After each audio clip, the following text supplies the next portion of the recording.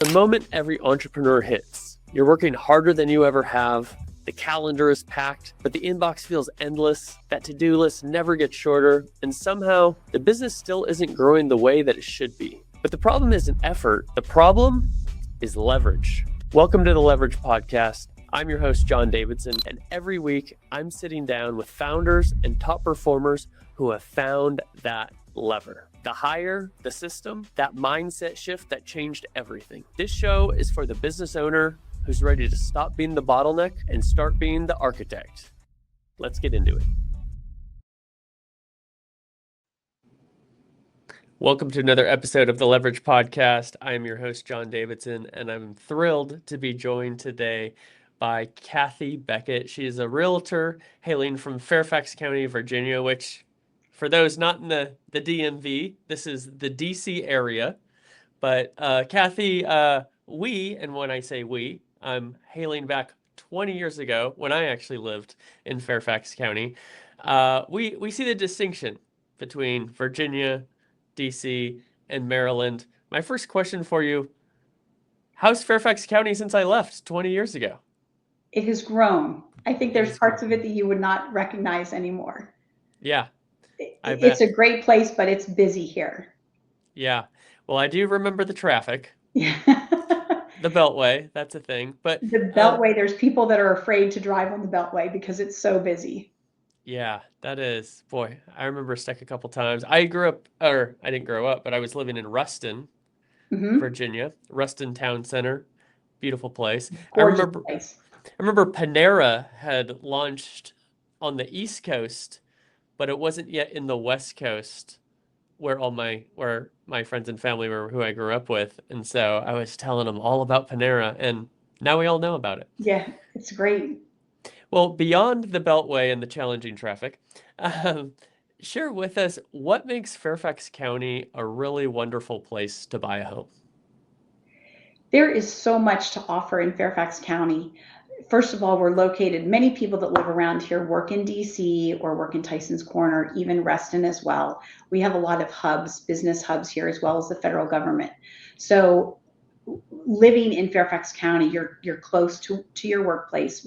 Our schools are impeccable. I think they will rival just about anywhere. We have so much here just from Fairfax County itself. Just a short distance to the west, you're going to have wineries, you'll have farms. 30 minutes from Fairfax, you feel like you're in a different place. You go south of here, we've got beaches not too far away. 30 minutes from Fairfax, you have Washington, D.C. You're so accessible to everything. And I think that's a big draw for people that live around here. Absolutely. Yeah. I love that, where if you want to be in the city, you can be in the city. If you want to get out into the country, you can do that.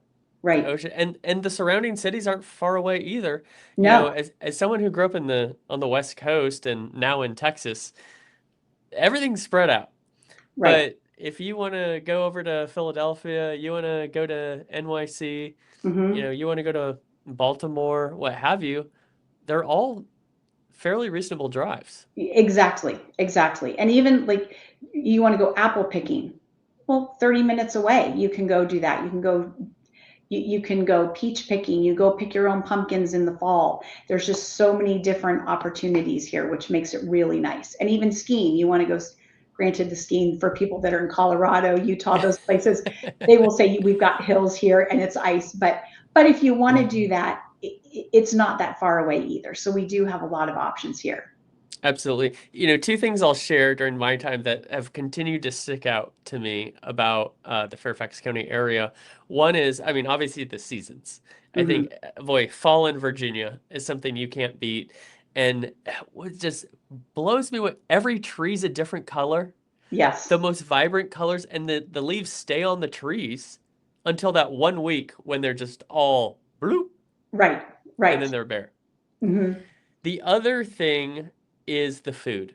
What I witnessed was, because so many people from around the world are moving to Washington, D.C. and the surrounding area, that authentic cuisine comes with them.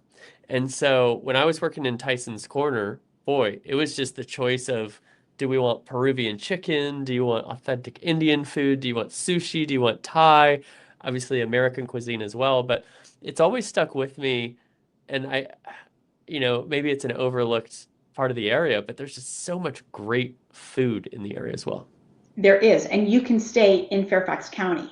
You don't have to go into DC. That's the other Yeah. thing too, is just in Fairfax County, we have all of that here. So you don't have to venture far.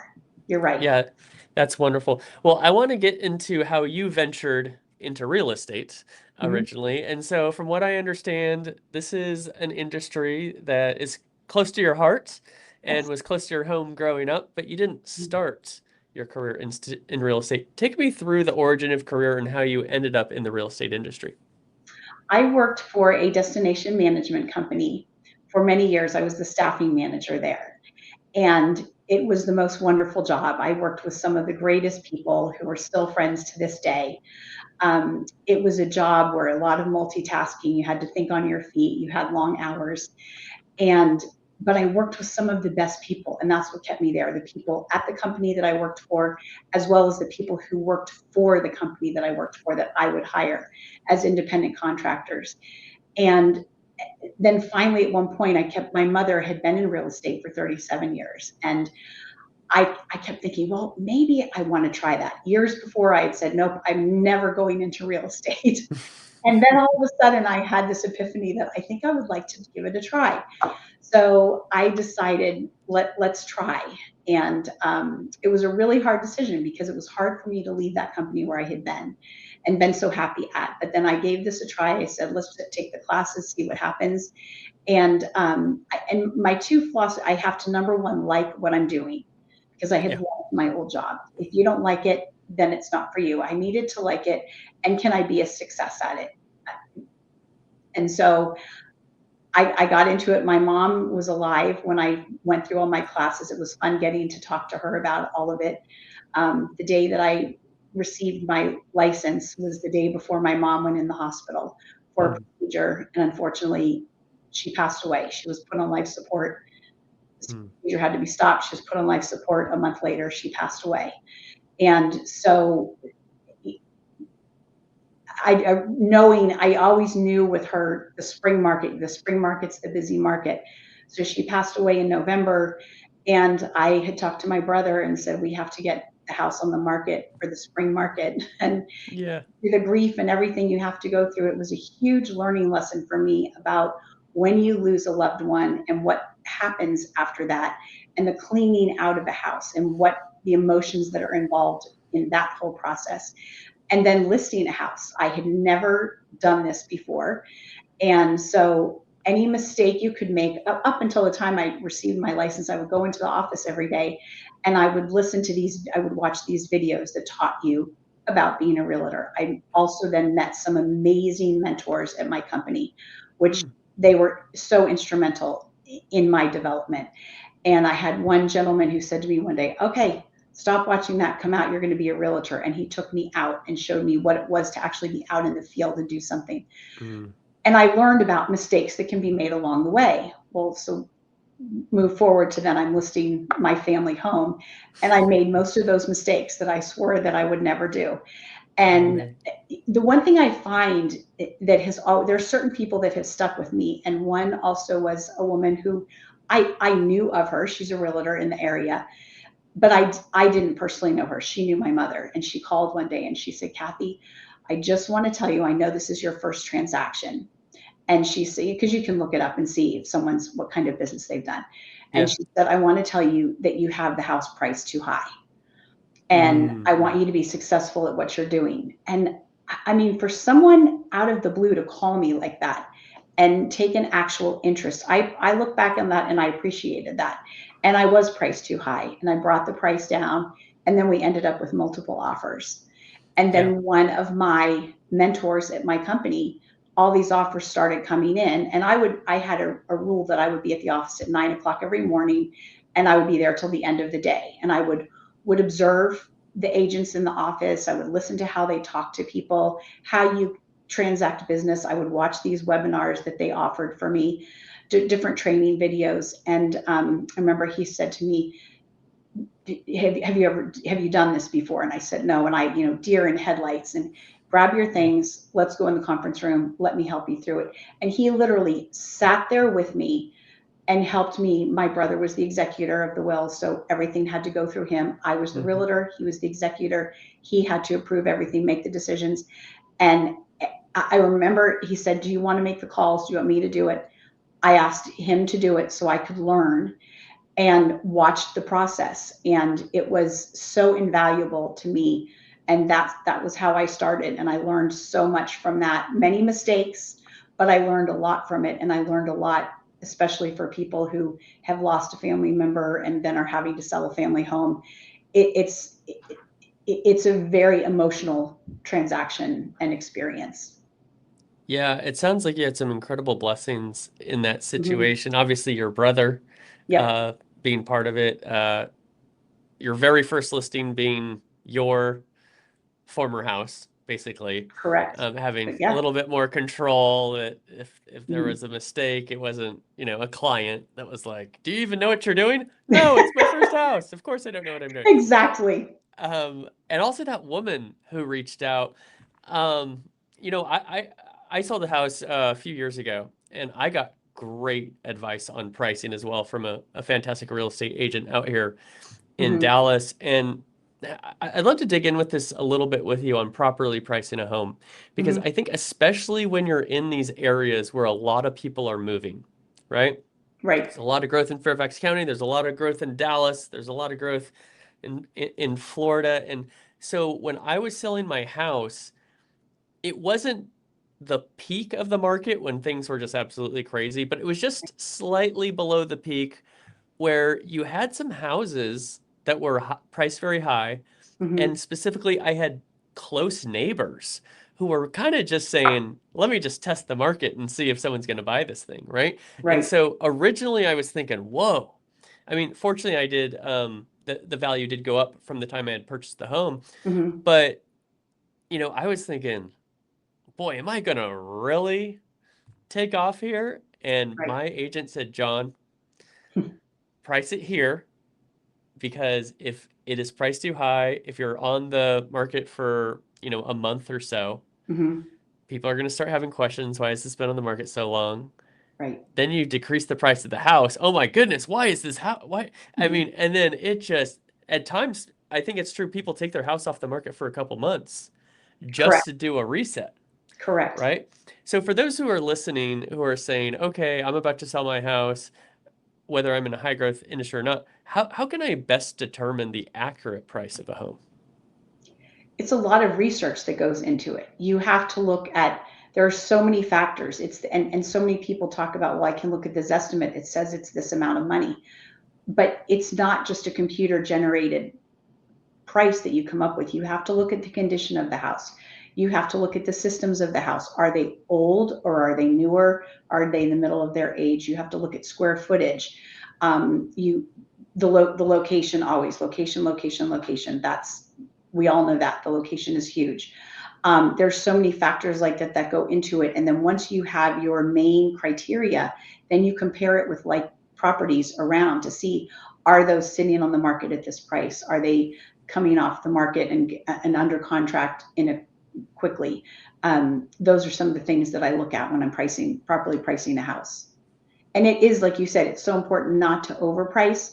The market will determine the price. So you could come in and say, I'm going to offer this house for, $100,000, but the market will determine what it is. It will bring it up. But obviously, you don't want to list a $1 million house for that. But you know what I'm Yeah. saying? It's just, you want to make sure that you find that right balance where you're going to attract interest in your listing and Mhm. get the best term and price for your seller. Yeah, that's fantastic advice there. And then I also want to take you through this experience that a lot of people experience, which is selling a house when a family member has passed away, right? So Mm-hmm. you really, went through the fire learning this directly from experience, your first Mm-hmm. house, your own mother. So, you personally can relate to your clients with Mm-hmm. all the emotions that are going on, the other costs involved, XYZ. Right. Give me some advice for those listeners who are trying to sell a house is not their own, but is a family member's, how do you approach that type of a situation? First of all, you need to see, not in, when you have that kind of a situation, not everybody's going to be on the same page. So you have to meet the people where they're at. Is everybody in favor of selling the house? Some people, it depends whether it was a vacation home for the family or if it was their primary residence. So you need to meet with everybody and see where they're at. That's really important. A big question, it's overwhelming to people when they have lost someone and I don't even know where to begin. And what I learned from my experience is take whatever is the easiest room to clean out and start there. Because then once you get that one room done, it's a bit of sense of satisfaction. And then it gives you the impetus that, okay, we can continue on. The cleaning out is the biggest part. There are companies that will come in. For example, I always swore I will never use an estate sale company for our family home. Absolutely not. Well, I started going through it, and actually another friend who was another mentor of mine from work came and helped me clean out one room at my house. I mean, Wow. amazing people that helped me along the way. That just popped in my head. But so helping people, and I'm hands-on. I will get in there with people. I love to hear the stories when you're cleaning out things. There's times I had a gentleman who I was helping with him, and he told me the stories about where this item came from or why that item was important for him. But so one room at a time, seeing where everybody is coming from in that, and then trying to come up with a game plan that will work for everybody. Some people can't move quickly. Some people, I need a year. I'm not going to be able to do this right now. And you're on their time. It's not that I always tell people, I'm on your time. When you're ready, I'm ready. If you want my help, I'm going to be here to help you. If this is something you want to do and have me pop in, I'm happy to do that too. It's meeting people where they are. Yeah, that is fantastic advice. I really appreciate it. It's that perspective, especially of don't be thinking about yourself and your commission. Like No. there is everything going on in these people's lives. And sometimes that home is the last thing kind of on that long list, Right. Yeah. right? And what you also will find too with some people, this happened in my case as well. It's not just that immediate family's treasures that they have from growing up. It could be the grandparents' things are there, the great grandparents' How things are are we there. splitting things up and How are you who gets doing all what? of that? Exactly. Exactly. So there's so much emotion, and if you can just take it, instead of looking at the big picture, look at one room at a time. I think that's the easiest thing to do. Yeah, great advice. Now, growing up with your Mhm. mother in real estate, it's so funny because I feel like I have a son who's 11. So, I've gone through this. I've been a child. I'm an adult. I have a child who's old enough that I'm seeing the cycles and Right. everything. And so, one cycle I think we all have is when we're a kid, we're like, I'm never going to do that thing my mom or dad says or does, right? True. And then later on, those same exact words come out of our mouth, or we Right. find ourselves going down a similar path that our parents did. Mhm. Question for you is, what was it when you were a kid that you experienced made you not want to be in real estate? And then on the other side of that coin is now that once you got into real estate, what did you realize about it that made it a great career for you? What I didn't like were the hours. My mom worked a lot of hours. So I just, there's no way. She was on the phone at night, early in the morning, um, Yeah. constantly running, doing things. So that was the reason why I didn't want to go into it. But then once I got into it, then I realized it was such a service I was providing to people. Like, you're really helping someone. I'm big on education, I'm big on learning. And the more I learned, the better I felt that I was able to help people. And every transaction is different. I don't like to think of it as a transaction, but just for description purposes, Yeah. there's sometimes you're helping someone, it's exciting, they're getting their very first home. Hmm. That's a whole different way of working. But then you have the people like this where they've lost a family member, and you need a lot of compassion to help them, and it takes time, and there's no rushing it. Or you have someone who's downsizing to go live near grandchildren. Well, they're leaving a family home, so it's bittersweet, but there's also the excitement of this next chapter and having grandchildren nearby. So there's so many different factors, but it's what it comes down to is knowing that I'm really helping someone. That's what I enjoy. Yeah, I love when your work is just so fulfilling and Mm-hmm. helping people solve that problem of what is this next chapter in my life, or, how do we grow into something more? How do we Mm-hmm. right size into something smaller is really fulfilling. Well, I want to learn a little bit more about the insights you've learned throughout your career, but first, let's listen to a message from our sponsor, Sphere Rocket. Business owners and entrepreneurs will place a proven executive assistant VA for just $4 to $8 an hour, and if they don't perform, you don't pay. Imagine freeing up 20 plus hours a week by someone handling your most time-consuming tasks like admin work, managing emails, scheduling meetings, and so much more. This one hire could transform your productivity and give you back the time you need to focus on growing your business. At Sphere Rocket VA, we make this possible in as little as 7 days. We'll place a proven executive assistant VA in your business for just $4 to $8 an hour, and your VA will take over day-to-day administrative tasks, help manage your email and calendar, follow up with past clients, giving you back 20 plus hours a week so you can increase your sales and even enjoy more personal time. And here's the best part. If they don't give you back 20 plus hours a week in the first month, you don't pay Sphere Rocket a dime. We've done this for thousands of business owners, and now it's your turn to see the results. Click the link around this video to schedule a demo and discover how this one hire can completely change how you run your business. Remember, if within 45 days the VA doesn't perform, you don't pay.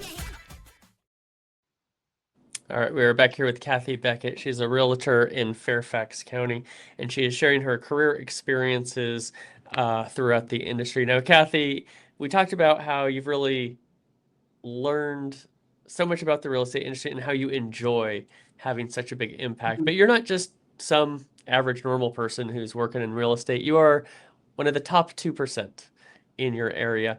And so I want to understand, for those listening, how can you get to this level? So my first question, what is something that really separates top performing real estate agents from the norm? Communication, I would say, is huge. You have to answer that phone call. If you don't know an answer, be willing to say, I don't know, but I will get the answer for you and I'll get back to you with that. Being responsive to your clients and in a timely fashion as well. And knowing that you're providing a service to your clients, that they feel it, that they know you're there for them. Yeah, now you talk about communication, and with technology, obviously there's a variety of ways to communicate. Unfortunately, many of them are impersonal. Right, right. And so I feel like there's kind of this push and pull of like, well, I want to get in front of as many people as I can, whether that be a phone call, a social post, a text, what have you. But it's not quite replacing that in-person interaction, right? Correct. How do you utilize communication in an effective way to really perform at this top level? I would say it's a mixture. I am on social media. One thing that's helped me is that I did grow up in this area, so I know a lot of people. And so I'm involved in the area. I think that helps, just the old friendships that I've had. Most of my business comes from referrals. So that has helped me. I think that's the main part of it. And then just the follow-up, the consistency, I guess. Consistency would be something that I think people find that they can count on me for what they need. Yeah, something I hear from a lot of top agents is getting involved in that local community. And so whether sometimes some things are natural, right? It's like, oh, Right. I have kids at school, so I'm involved with the PTA. Right. But other people go beyond that and look for a variety of opportunities to get involved with and meet people out in the wild. Share with us a little bit about, what do you do to get involved in your community in a way that works for you? I sponsor different athletic programs for the local high schools around here. Oh, cool. Years ago, when my children were in high school, I was team mom for sports and various things. And I can remember at our board meetings, there was always a struggle getting people to sponsor, to help fund the different programs at the school. So once I got started in real estate, I then started sponsoring different athletic programs within the area. I now have grandchildren, so now I'm also helping at their schools, sponsoring different events there as well, which it's fun to be able to do that. That's really fun. And what kind of response are you receiving? And in that area, is it very common that this is happening? Because where I live, I'm not seeing a lot of real estate. I don't have a real estate sponsor for my son's soccer team that I coach, is what I'm Really? saying. Yeah. Yeah. People, it's funny. People will say, "Oh, I recognize your name." If they hear my name, they recognize the name, or they see my picture places. I'll have, "Oh, I've seen you before. You're that real estate agent." So that's kind of what you get. It's the sense of satisfaction that I can give back and help, because I just know how hard it was when my kids were in school getting those sponsorships. And so there are other real estate agents in this area who sponsor people, but it's all sorts of companies. And then there's just some of us that sponsor, and it just makes you feel good knowing that you're helping. That was an oversight on my part. I'm going to look through this Rolodex of mine and look at my local Dallas friends and say, hey, who's paying for the jerseys this year, Yeah, guys? that's true. Like Little League, my granddaughter played Little League, and I sponsored her team. My grandson's going to be playing t-ball this year, so I'll be hopefully able to sponsor his team as well. So Super fun. yeah, it's great. It's a lot of fun. That's great. Well, we talked earlier in the episode about how you didn't start in real estate. You started in destination management. And I always love learning how people take one thing from one chapter of their life, and then it applies and has benefits in other chapters. What was it in destination management that has enabled you to have a competitive advantage now in real estate? That's a good question. I think being able to do many things at one time. When I was with destination management, it wasn't just that there would be one event and I would staff that one event. There would be multiple events at one time. Like there could be 15 to 20 different events all going on in the same week. And I was staffing with our independent contractors, getting all the staff ready for all those. And then last minute changes. That happened a lot. We worked on several different presidential inaugurations, and those you were up, till 2 and 3 in the morning with last minute changes. If there were delays at airports, we had people not just at the actual venues, but people meeting guests coming in at airports. So it was a variety of things. So learning how to multitask, I think it was really something that helped me with this, because with this job too, it's not the same every day, nor is every client you work with the same. Every single client you work with is different. There's going to be something different with every transaction you're involved in. That's interesting. I'd be curious if you can take me through kind of what a week in your business looks like. So you're dealing with all sorts of clients, and I'm sure it varies, but if you could give me kind of what's a typical, I'm not going to say Monday through Friday, because I know the weekends you're showing houses, but whatever days make the most sense to answer this question. Sure. What does that look like for you?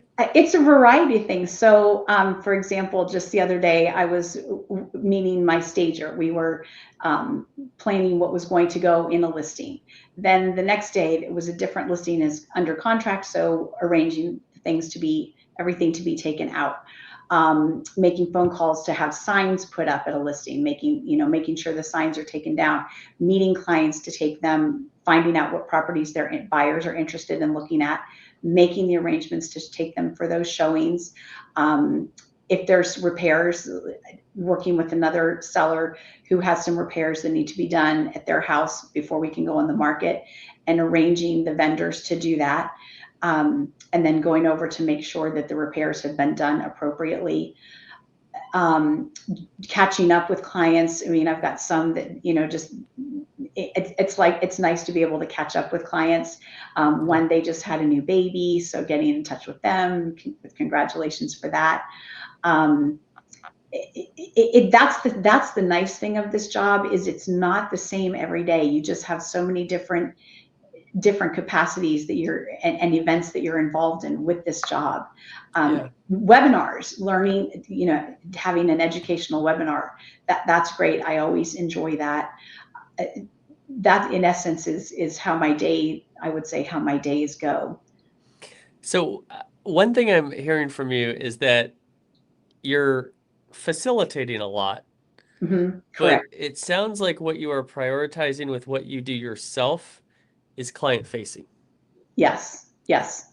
And so I think that's a big unlock, especially for younger agents, younger in their real estate career, Hmm. that, I get the question a lot of times, what do I delegate? How do I know, like the sign in the yard, you're calling somebody to Hmm. put that in and to Right. take it out, right? Correct. I mean, I email, obviously, but email. well, yeah, Yeah. whichever form of communication works. Right. But, and obviously you're not doing the repairs in the home, but you have trusted partners for that. And so share a little bit about how you figured out, how to really maximize your sales and maximize your time in the most valuable way while delegating other still important tasks, but don't Right. actually need you to do them. The biggest thing I did was to get a transaction coordinator. And I Hmm. was very slow in getting that. And I had, again, another agent in my office who I was there late this one night. I had a couple different deals going on. And she said, "You are too busy now to do this all by yourself. You have to Yeah. get help. And here's a number of someone, give her a call. You need to get a transaction coordinator." And I was kind of stunned. Really? I don't think that I need that. Well, I finally decided, let's really look into it. And it was the best decision I made because that took some of the pressure off. And then it allows me to do the other parts of my business that are important to do as well. Yeah, that's incredible. I mean, that person who can step into your business and really enables you to basically scale your business by Yes. focusing on major on the majors rather than Mhm. all the little things that need to get done, but they don't need you to do them Correct. Correct. necessarily. Yep. And she's one, having a good transaction coordinator is important. And mine is excellent. That's fantastic. Well, just a couple more questions for you as we round out this episode. I love learning all about your business and how you're helping so many people in the Fairfax County area. Um, you are really having such an impact on these people's lives all throughout the area. What are you hoping that people remember about you, what you're building, and the impact that you're having in Fairfax County? One line I always say when I first start working with someone is, we're a team. And I firmly believe that. And I want to teach as we go through whether they're buying or selling, I like to educate them. Why are we signing this paper? Why is this important? Why are you doing X, Y, and Z? And this is a great case in point. I had a client who was going through a divorce. They were selling the house, and we were I was educating her along the way of what we were doing and why we were doing it for selling her house. Moved out of the area. I get a phone call from her buying a new house, which I was so thrilled for her. And she said to me, "Cathy, I remember the things that you told me about when we were selling my house. I was able to say some things to my agent of why things should be done a certain way because of what you had taught me." Oh, So wow. that's what's so rewarding with it is when you know you can help people. And I always tell people, this, especially a first time home buyer, this is not your forever home for the most part. It probably won't be. So Right. remember these things when you're buying it. These are the things you want to remember for the next time around. Hopefully I'll be that person, but maybe maybe they have to go out of state or who knows what the situation might be. But educating people, and then they can look back and say, she treated me with care, with compassion, and she really wanted the best for me. And that's what I hope people remember about me. That's fantastic. Well, last question for you. For those looking to buy or sell a home Mhm. in Fairfax County, listening and watching this episode, how can folks get in touch with you? They can reach me by my cell phone number, which is 571-232-3687, or by email at Cathy, Cathy Beckett, Beckett, at cbmove.com. Wonderful. Well, Cathy, I so appreciate your time today. It was a pleasure hearing your story and learning a lot from your experience as well. Thank you for joining me today on the Leverage Podcast. Thank you, John, very much for having me. I appreciate it. Great to talk to you.